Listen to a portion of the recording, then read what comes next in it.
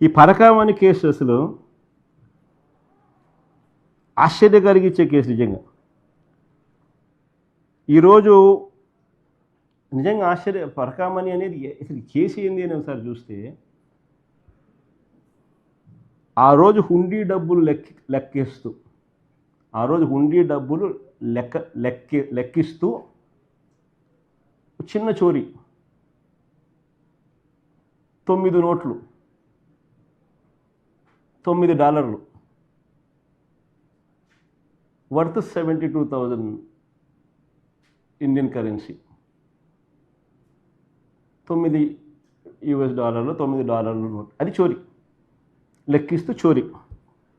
ఆ దొంగను పట్టుకున్న పోలీసు అధికారి మరణించేలా చంద్రబాబు వ్యవస్థలను దిగజార్చాడు. ఆశ్చర్యం ఇది. డ్రైవ్ చేస్తా పోతారు, సరే వినండి మీరంతా. మీరు $72,000 విలువ చేసే $9 నోట్లను చోరీ చేస్తుండగా ఆ దొంగను పట్టుకోవడం నేరం అవుతుందా? నేను అడుగుతా ఉన్నా, ఆ దొంగను పట్టుకోవడం నేరం అవుతుందా? దీనికి ప్రాయశ్చిత్తంగా ఆ దొంగ కుటుంబ సభ్యులు 14 కోట్లు విలువైన వారి ఆస్తులను వారు దేవుడికి ఇవ్వడం తప్పవుతుందా? నేను అడుగుతా ఉన్నా మిమ్మల్ని.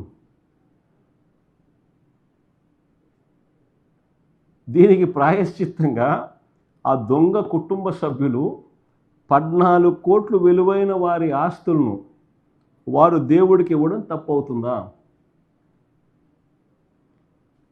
పోనీ దేశంలో అనేక చోట్ల అనేక ఆలయాల్లో ఇలాంటి ఘటనలు గతంలో జరిగాయి, కానీ ఎక్కడైనా ఇలా ఆస్తులు దేవుడికి ఇచ్చారా?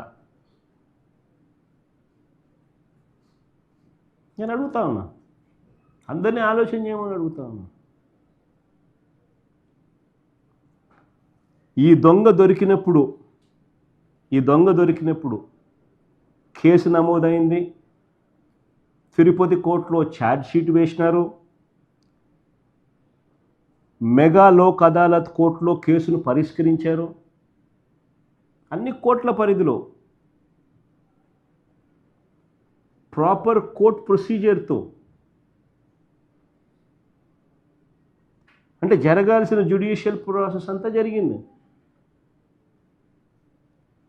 కేసు నమోదు చేసినారు, తిరుపతి కోర్టులో ఛార్జ్ షీట్ వేసినారు, మెగా లోక్ అదాలత్ కోర్టులో కేసును పరిష్కరించినారు. జరగాల్సిన జ్యుడిషియల్ ప్రాసెస్ అంతా జరిగింది.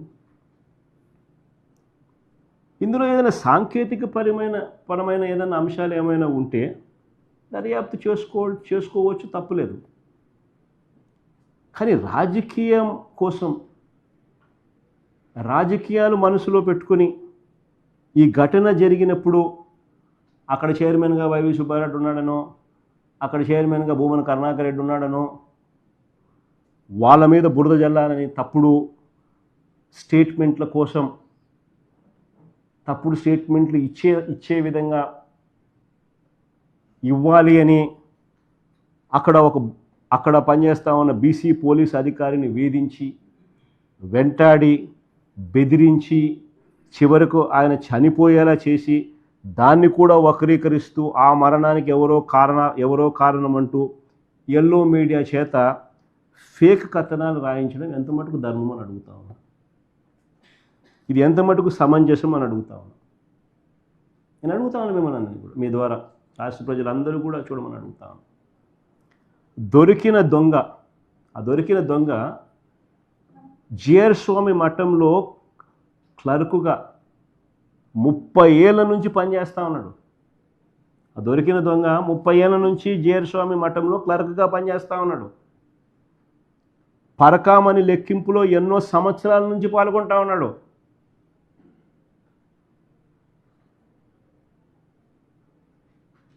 ఏదో కొత్తగా ఇప్పుడు మా ప్రభుత్వం వచ్చింది కాదు అది. 30 ఏళ్ళగా ఆయన జిఆర్ స్వామి మఠంలో క్లర్క్గా పనిచేస్తూ ఉన్నాడు. 30 ఏళ్ళగా పరకామణి లెక్కింపులో ఎన్నో సంవత్సరాల నుంచి పాల్గొంటూ ఉన్నాడు. మరి చంద్రబాబు ప్రభుత్వంలో గతంలో ఎందుకు పట్టుకోలేకపోయినారు అంటున్నా. Very simple question.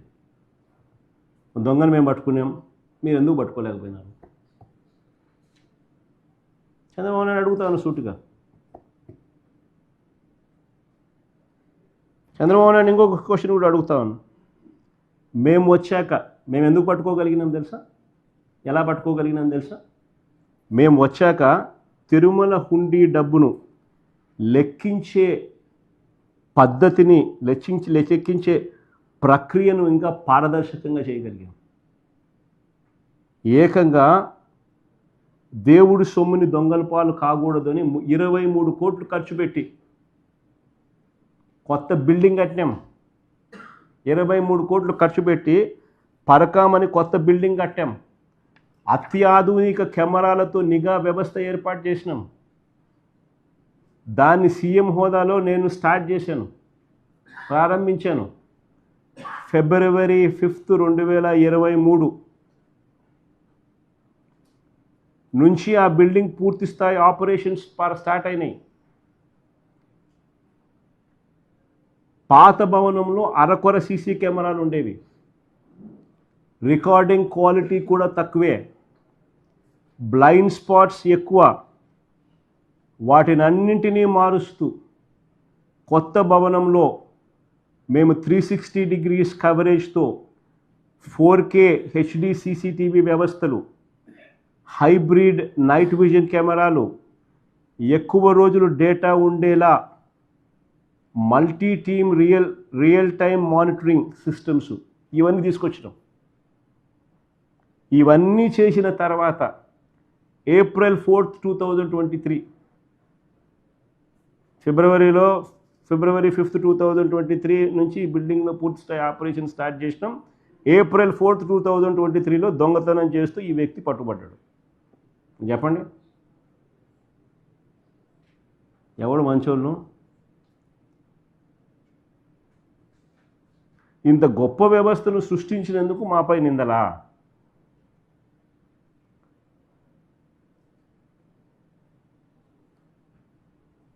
సంవత్సరాలు దశాబ్దాలుగా ఉన్నాడు, ఇదే పని చేస్తూ ఉన్నాడు అని చెప్పి అనుకోవచ్చు.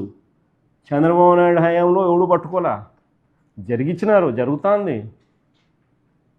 మా హయాంలో పట్టుకొని ఈ గతంలో ఏం జరిగిందో దేవునికి తెలుసు. 9 నోట్లు దొరికినాడు, 72,000 విలువ అంతే. ఏకంగా 14 కోట్ల రూపాయలు వర్త్ టీటీడీకి దేవునికి రాసిచ్చినాడు వాళ్ళ కుటుంబం. ఏది చేస్తూ ఉన్నారు స్వామి మీరంతా?